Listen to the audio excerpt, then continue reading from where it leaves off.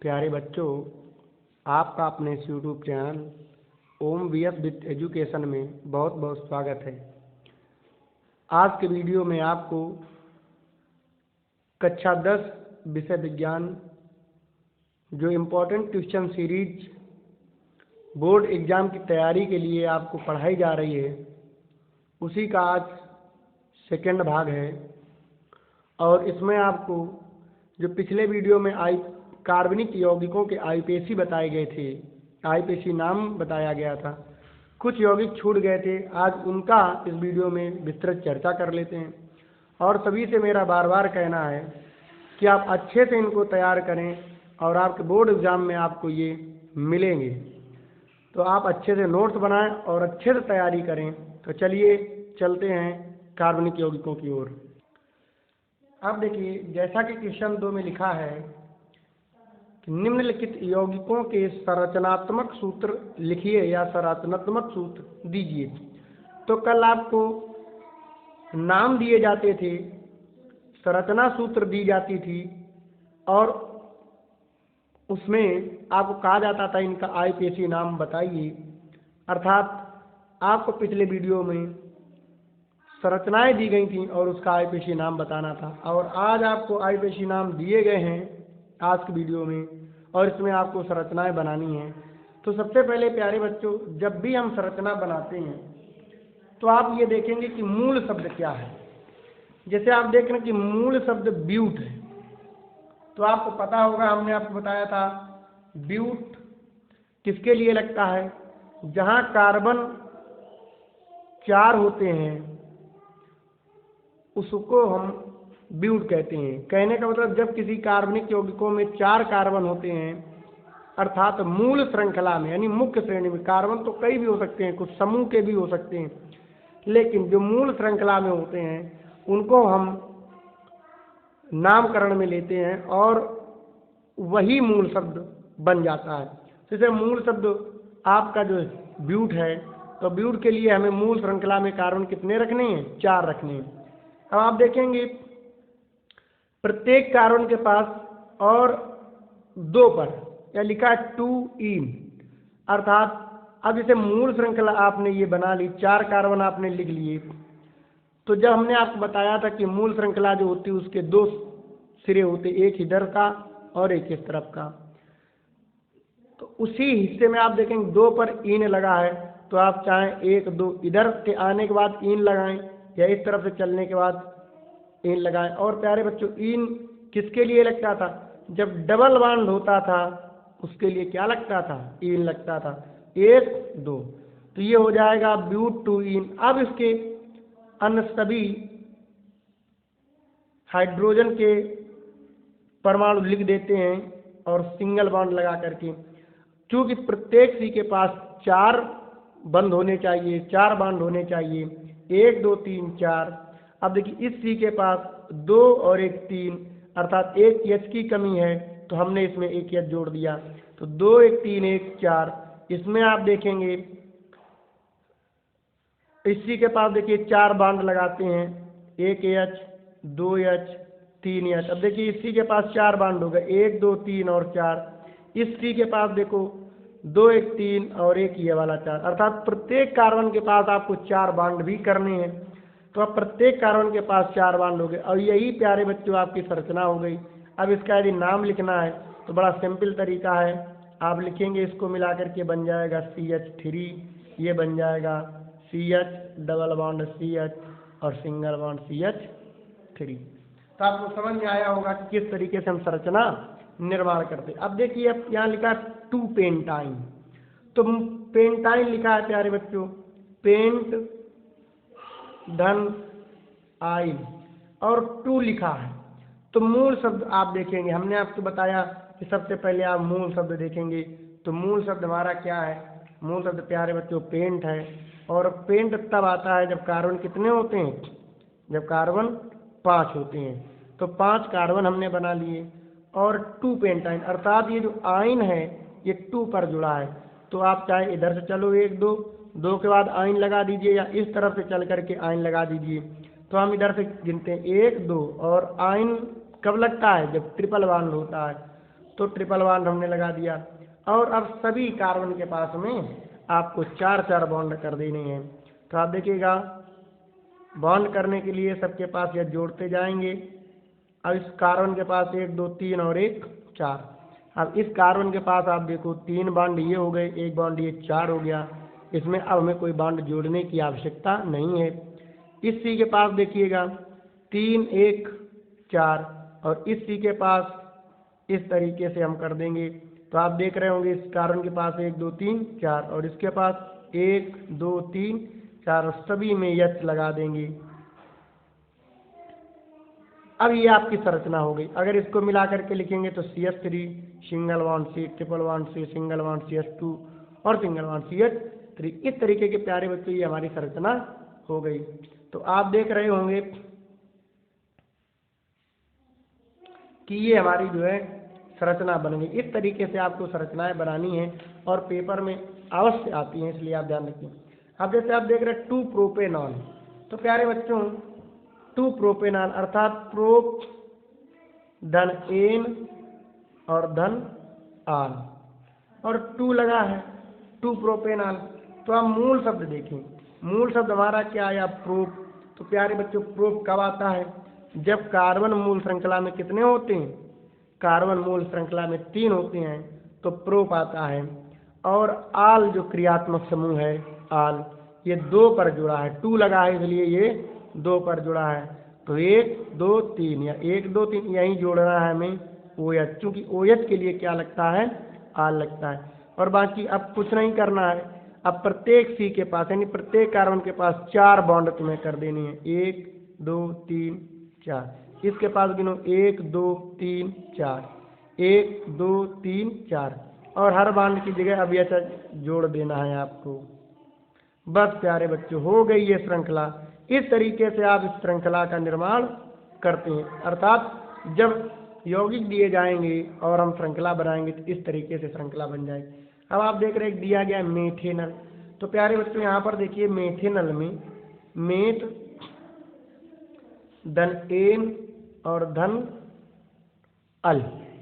तो अब यहाँ पर देखने की आवश्यकता ये है कि जो मूल शब्द है वो है मेथ। और मेथ कब आता था?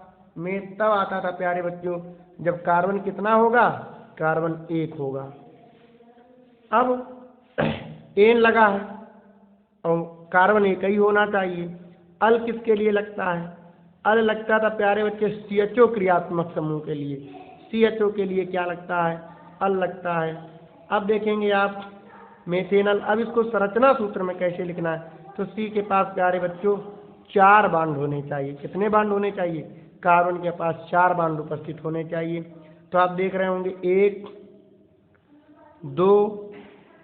अब एक चीज समझने की आवश्यकता है ये कि जो O लगा है, चूंकि अल के लिए, अल किसके लिए लगता था? एल्डिहाइड जो समूह है CHO है, इसके लिए अल लगता था। और यहाँ O भी है तो C और O के मध्य जो बॉन्ड लगता है वो डबल बॉन्ड लगता है। अब बाकी आप जोड़ दो, 1 H इधर जोड़ दो और 1 H इधर जोड़ दो, तो ये मिलाकर के आपका हो गया CHO और ये कर दिया H। तो आपका बन गया मेथेनल। अब इसी प्रकार एथेनल। तो एथेनल में आप देख रहे हो जो मूल शब्द है वो है एथ धन एन और धन अल। तो इसमें आपको 2 कार्बन मिल रहे हैं, क्योंकि एथ के लिए 2 कार्बन होते 1 2। अब अल के लिए हमारा CHO रहेगा अर्थात O रहेगा और H। अब 2 1 3 1 4 1 2 3 4 और सभी में H लगा दीजिएगा। तो ये हमारा बन गया सूत्र CH3 और CHO 1 2 अर्थात एथेनल बन गया जाकर। बात समझ में आ गई आपके? अब चलते हैं आगे।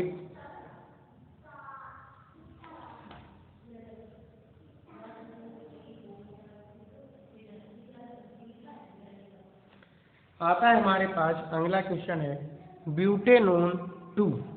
तो इसमें आप देख रहे होंगे ब्यूट धन एन और धन ओन और 2 पर।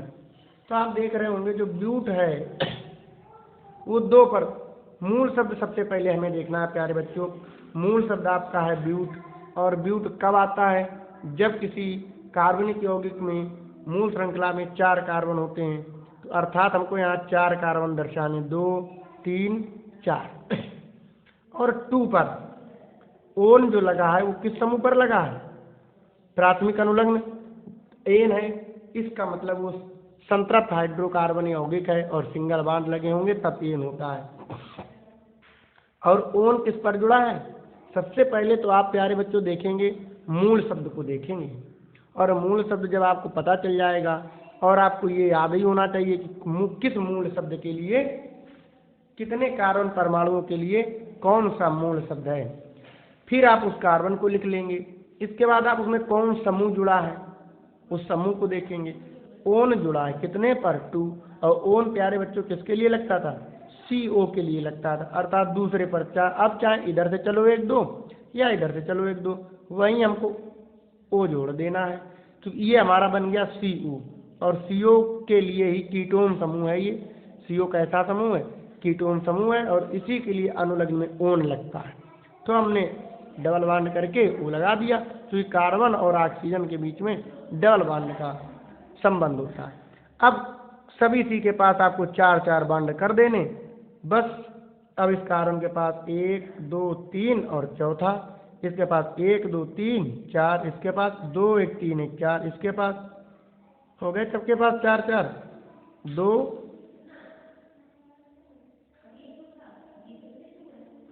और ये हमारी संरचना बन गई। अब इसको सूत्र रूप में लिखना है तो CH3 single bond CH2 single bond CO, या इसी के साथ मिलाकर के CO हम ऐसा भी लिख सकते हैं, और CH3, ये बन गया ब्यूटेनोन 2। अब आप आ जाएंगे मेथेनोइक अम्ल। फिर समझने की बात है प्यारे बच्चों कि मेथेनोइक अम्ल अर्थात मेथ धन एन धन ओइक अम्ल। तो मेथ मूल शब्द देखिए आपका मेथ आया है, तो मेथ कब होता था? जब कार्बन होगा हमारे पास कितना? 1। ओइक अम्ल के लिए क्या लगता था? ओइक अम्ल के लिए लगता था COOH। आप देखेंगे इस तरफ COOH एक क्रियात्मक समूह था, जिसके लिए अनुलग्न में हम ओइक अम्ल लगाते थे। क्या लगाते थे? ओइक अम्ल। तो ये जो C होता है इसमें इस तरीके का, यानी COOH मिला करके इसे लिखेंगे तो COOH लिखेंगे। तो यहाँ पर आप देख रहे होंगे कि COO और OH ये बना लिया हमने, और सिंगल बॉन्ड, क्योंकि इस C के पास 4 होने चाहिए, 2 1 3 और 1 4, और चौथे वाले को H से हम जोड़ देंगे।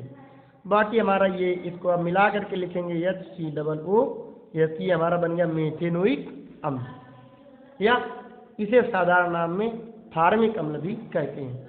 तो आपके समझ आया होगा कि हम किसके लिए ओइक अम्ल लगाते हैं। तो सबसे पहले मूल शब्द, फिर अनुलग्न देखेंगे, और तो कार्बन कार्बन के बीच में जब सिंगल बॉन्ड का संबंध होता है तो एन लगता है। अब इसी प्रकार आप आ जाएंगे एथेनोइक अम्ल। एथेनोइक अम्ल के लिए प्यारे बच्चों हमारे पास देखिए क्या होना चाहिए? 8, और 8 के लिए कार्बन होने चाहिए 2। अब ओइक अम्ल लगा है, और ओइक अम्ल के लिए ये लगा होना चाहिए, अर्थात double bond O single bond OH, और ये। अब इस कार्बन के पास 1 2 2 4, इसके पास 4 और कर देते हैं, 1 2 3 4 हो गए, इन सबको H के साथ में जोड़ देते हैं। तो क्या सूत्र बन गया? CH3 single bond COO ethanoic अम्ल। यही सिरके का सूत्र है, अर्थात एसिटिक अम्ल का फार्मूला है। समझ आया होगा आपको हम किस तरीके से संरचना बनाते हैं। इसके बाद अगली संरचना है 2 हाइड्रॉक्सी प्रोपेनोइक अम्ल। अब इसको थोड़ा समझना है प्यारे बच्चों। 2 हाइड्रॉक्सी प्रोपेनोइक अम्ल, तो आप सबसे पहले इस चीज देखिए, हमने कहा था 2 हाइड्रॉक्सी और प्रोप धन एन धन ओइक अम्ल। तो हमने वही चीज आपको बताई कि सबसे पहले आप देखेंगे मूल शब्द। मूल शब्द है हमारे पास प्रोप, और प्रोप कब लगता था? जब हमारे पास कार्बन कितने होंगे? 3। तो हमने प्यारे बच्चों जब प्रोप था मूल शब्द, तो उसके लिए कार्बन हमने लिख लिए 3। अब देखिए ओइक अम्ल जुड़ा है, किस पर ओइक अम्ल जुड़ा है इसकी कोई बात नहीं कही गई। तो ओइक अम्ल के लिए हमारे किस संरचना आती? तो हम किसी एक कार्बन पर OH अम्ल बना लेते हैं। और ये हो गया हमारा COOH, अर्थात इसके लिए तो लग गया OH अम्ल। अब प्रत्येक स्त्री के पास 1 2 2 4 हो भी गए। अब तो हमने कहा था अब जो जैसे इसमें ये क्रियात्मक समूह बना COOH, देखेंगे आप COOH ये एक वरीयता प्राप्त क्रियात्मक समूह है। और जब भी किसी क्रियात्मक समूह में कार्बन होता है तो उस कार्बन को हम पहला कार्बन मानते हैं, ये हमने आपको बताया था। अब इसके बाद दूसरा कार्बन ये वाला, और सवाल जो यौगिक में 2 हाइड्रॉक्सी, हाइड्रॉक्सी प्यारे बच्चों किसके लिए लगता है? OH परमाणु के लिए हाइड्रॉक्सी लगता है। एक चीज याद रखें, जब OH परमाणु मूल शब्द के बाद में जोड़ा जाता है तो उसके लिए आल लगता है, लेकिन जब यही OH परमाणु मूल शब्द के पहले जोड़ा जाता है तो उसके लिए हाइड्रॉक्सी लगता है। तो 2 पर हाइड्रॉक्सी करना है तो हमने 2 पर OH जोड़ दिया, तो 1 2 और ये वाला हमारा एक कार्बन और रह गया। और प्रत्येक कार्बन के पास 4 बांड आपको करने हैं, 1 2 3 और 1 4, इसका 1 2 3 4। तो आप देख रहे होंगे सूत्र बन गया है CH3 single bond CH OH और COOH। ये हमारा बन गया 1 कार्बन 2 कार्बन 3 कार्बन, तो 2 हाइड्रॉक्सी प्रोपेनोइक अम्ल। समझ आया होगा आपको। अब एक ये रह गया हमारे पास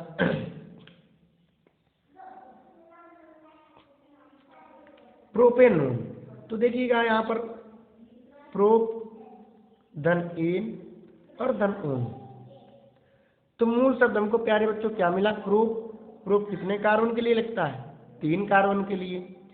और ओन किस संख्या पर कोई जिक्र नहीं है, तो सीधे सीधे ओन के लिए हमने लगा दिया CO सिंगल बॉन्ड। अब देखिए प्यारे बच्चों, होता क्या है कि जो कार्बन और डबल बॉन्ड का संबंध, क्योंकि कार्बन के पास कितना होना चाहिए? कार्बन के पास 4 होने चाहिए, तो इस कार्बन के पास 2, ये हो गया जाकर के हमारे पास। और इसके बाद जो है 2 1 3, तो इस कार्बन के पास 4 हमें करना है। तो प्रोपेनोन अगर हमको बनाना है तो अगर हम इस कार्बन को यहाँ रखेंगे तो हमारे पास बैलेंसिंग करने के लिए यह जोड़ना पड़ेगा, और जैसे ही हम यह जोड़ देंगे तो प्यारे बच्चे ये फिर CHO बन जाएगा, तो वो हो जाएगा एल्डिहाइड समूह, अर्थात अल हो जाएगा। अर्थात इस तरीके से हम CO यहाँ ना जोड़ करके CO को हम जोड़ेंगे किस जगह पर?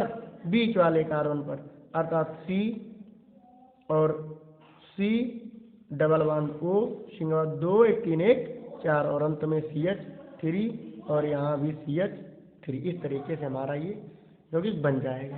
तो आपको ये संरचनाएं समझ में आई होंगी। अब चलिए और आगे की ओर चलते हैं। अब देखिएगा एक क्वेश्चन है, इस तरीके का भी पेपर में आता है प्यारे बच्चों। लिखा है कि निम्नलिखित यौगिकों में उनके मूलकों तथा अभिक्रियात्मक समूहों के नाम लिखिए।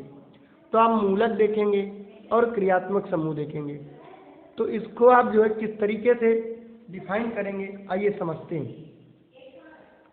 आप देखेंगे पहला यौगिक लिखा है CH3COOH। तो प्यारे बच्चों ये COOH है, ये एक क्रियात्मक समूह, हमने आपको क्रियात्मक समूह की लिस्ट बनवा के दी थी। आप उसमें देखेंगे COOH क्रियात्मक समूह है, और मूलक इसका क्या हो गया? CH3। तो इस यौगिक में CH3 मूलक हो गया और COOH क्रियात्मक समूह हो गया।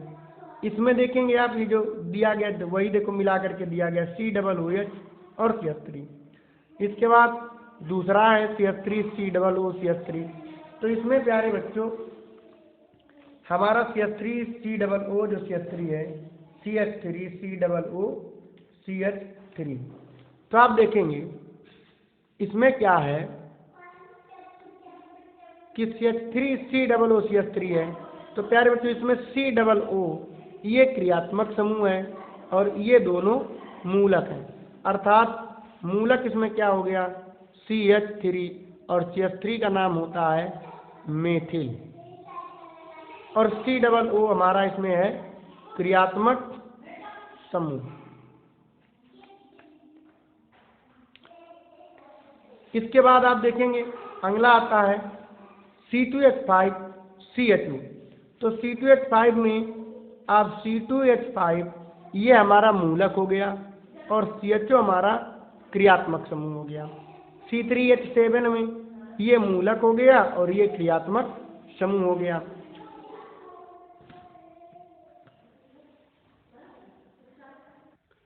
अब देखिए कुछ और यौगिकों के IUPAC नाम हम पूछे गए हैं, उनको हम कैसे करेंगे। तो आप देखेंगे हमने बता कि सबसे लंबी श्रृंखला का चयन करेंगे। आप इसमें देखेंगे 1 2 3 या 1 2 3 या 1 2 3 या 1 2 3, मतलब किधर से भी जा सकते हो। तो हम सीधी श्रृंखला का चयन कर लो, आसानी रहेगी थोड़ा करने। तो ये हमारे हो गए मूल श्रृंखला, और मूल श्रृंखला के बाद जो छूट जाता है वो हमारे समूह में आ जाता है। लंबी श्रृंखला चयन करने के बाद प्यारे बच्चों हम उसका अंकन करते हैं। तो आप दो सिरे हुए, एक सिरा ये हुआ, एक सिरा हुआ ये हुआ, किधर से भी नंबरिंग कर सकते हो। 1 2 इधर से चलो तो भी 2 पर समूह जुड़े हैं, इधर से चलो तो भी 2 पर समूह जुड़े हैं, तो आप कहीं से भी नंबरिंग कर सकते हो। 1 2 3। अब देखिए प्यारे बच्चों, मूल श्रृंखला में हमको जो कार्बन मिले वो 3 मिले, और 3 के लिए लगता है प्रोप। सभी में एकल बंध है तो उसके लिए जड़ता है एन, और 2 नंबर पर 2 बार यानी 2,2 और एक ही समूह जुड़ा है अर्थात CH3, तो CH3 के लिए लगता है मेथिल। तो नाम हो गया 2,2 मेथिल प्रोपेन। इसके बाद इसको आप देखिएगा 1 कार्बन 2 कार्बन, और इसको थोड़ा सरलीकरण से लिख लेते हैं। तो ये बन जाएगा CH3 सिंगल बॉन्ड C और OC2H5। अब देखिएगा यहाँ से जब O आया तो इसके 2 भाग हो गए, एक भाग ये बन गया और एक भाग ये बन गया। तो मूल श्रृंखला में आप क्या करेंगे, मूल श्रृंखला में आप इसे रखेंगे क्योंकि क्रियात्मक समूह वाला है, तो इसको हम बना लेंगे मूल श्रृंखला, और ये बन जाएगा समूह। अब प्यारे बच्चों, समूह 3 प्रकार के होते हैं, एल्किल समूह, प्रतिस्थापी समूह और क्रियात्मक समूह। तो ये एल्किल समूह है, एल्किल समूह है ये, इसका नाम है एथिल। तो इसका नाम क्या बन जाएगा इस यौगिक का, एथिल, या 1 पर भी लिख सकते हो क्योंकि पहला कार्बन क्रियात्मक समूह वाले कार्बन को पहला मानेंगे, एथिल। और 1 2 ये मूल श्रृंखला में, तो 1 धन एन और COO के लिए लगता है OH, तो बन जाएगा एथिल एथेनोएट। आप इसको देखेंगे, इसको भी हम सरलीकरण से लिखेंगे। तो CH3 इस मिला करके CH2 सिंगल बॉन्ड CH2 और OH, बड़ा सरल हो गया। 1 कार्बन 2 कार्बन 3 कार्बन, तो 3 कार्बन के लिए प्रोप धन एन, और 1 पर आल जुड़ा है तो प्रोपेन 1 आल ये भी कर सकते हैं, या 1 प्रोपेनाल या प्रोपेनाल 1 ऐसा भी कर सकते हैं। इसके बाद चलते हैं ये वाले को, आप देखिए इस यौगिक को। तो आप देखेंगे कि इसमें 2 कार्बन, मूल श्रृंखला में हमको कार्बन 2 ही मिल रहे हैं, 2 कार्बन हमने लिए। अब चाहे इसको पहला मानो चाहे इसको पहला मानो, बात एक है, क्योंकि दोनों पर OH समूह जुड़ा है 1 2। तो मूल श्रृंखला में कार्बन हमको कितने मिले, 2। 2 के लिए प्यारे बच्चों क्या लगता है 8, तो हमने जोड़ दिया 8, और सभी में सिंगल बॉन्ड है तो एथेन। अब देखिए 1,2, 1 पर भी OH और 2 पर भी OH, तो 1,2 डाई, और OH के लिए क्या लगता है, OH के लिए आल लगता है ना। और याद रखिए प्यारे बच्चों, जब किसी कार्बनिक यौगिक में 2 या 2 से अधिक क्रियात्मक समूह जुड़े होते हैं तो जिसकी वरीयता अधिक होती है उसे हम अनुलग्न में जोड़ते हैं, और जिसकी वरीयता कम होती है उसे हम पूर्व लग्न में जोड़ते हैं। लेकिन कब, जब किसी कार्बनिक यौगिक में 2 या 2 से अधिक क्रियात्मक समूह हों। अब आप इसको देखेंगे, इसमें आपको श्रृंखला इस तरीके की मिल जाएगी कि कार्बन हमको ऐड करने। तो इसमें आप देखेंगे ये क्रियात्मक समूह जुड़ा है, CO मिला करके क्रियात्मक समूह बन रहा है। नंबरिंग किधर से करो 1 2 3, या इधर से करो 1 2 3, बराबर छोर पर क्रियात्मक समूह 1 2 3। तो मूल श्रृंखला में कार्बन हमको मिले 3, तो 3 के लिए शब्द बन गया प्रोप धन 2 पर ओन जुड़ा है तो प्रोपेन 2 ओन कर दिया। अब देखिए इसको मिला करके लिखेंगे, बड़ा सरल है ये, HCHO, 1 कार्बन है, 1 कार्बन के लिए मेट धन एन, और CHO क्रियात्मक समूह के लिए आल, तो ये हो गया मेथेनल। आप इसको देखेंगे CH3 CH2 CO CH2 CH3, 1 2 3 4 5। अब आप देखेंगे इसको थोड़ा सरलीकरण से लिखते हैं तो CH3 single bond CH2 single bond CO single bond CH2 single bond CH3। अब देखो 1 कार्बन 2 कार्बन 3 4 5 कार्बन, ठीक है ना। अब आप देखेंगे यहाँ पर क्या है, जो हमको ये 5 कार्बन दिए गए हैं तो इसको आप किस तरीके से देखिए, या ये जो CO दिया गया है ये इस तरीके का है, यहाँ पर डबल बॉन्ड है, यहाँ थोड़ा सुधार कर लेंगे, इस तरीके से है। तो अब 1 2 3 4 और 5 कार्बन है, तो 5 कार्बन के लिए पेंट लगेगा, एन लगेगा, और 3 पर ओन जुड़ा है तो 3 ओन हो जाएगा, अर्थात पेंटेन 3 ओन। या इसको हम 3 पेंटेनोन भी कर सकते हैं, पेंटेनोन भी कर सकते हैं, या पेंटेनोन 3 भी कर सकते हैं। अब देखिए यहाँ 1 2 2 कार्बन के लिए 8 लगता है और ट्रिपल बॉन्ड के लिए आयन लगता है, तो 8 धन आयन बराबर 8 आयन। इस तरीके से आपके ये क्रियात्मक समूह, इस तरीके से ये आपने जाना कि किस तरीके से हम किसी दिए हुए यौगिक का IUPAC नाम लिखते हैं और किस संरचना का हम उसका नाम बनाते हैं। आज से आपको IUPAC से संबंधित जो सारी चीज़ें थी जो पेपर में आती थी वो हमने आपको पढ़ा दी। कल आपको जो अब क्रियाएं आती हैं पेपर में, क्या होता है जब, या कैसे प्राप्त करोगे, इससे संबंधित नेक्स्ट वीडियो आपको डाला जाएगा, बताया जाएगा। तो प्यारे बच्चों, यदि आपको वीडियो अच्छी लगी हो और आपके समझ में आया हो तो लाइक करें, कमेंट कर दें और कई अन्य लोगों के पास शेयर कर दें ताकि उन लोगों का भी भला हो सके। बहुत बहुत धन्यवाद।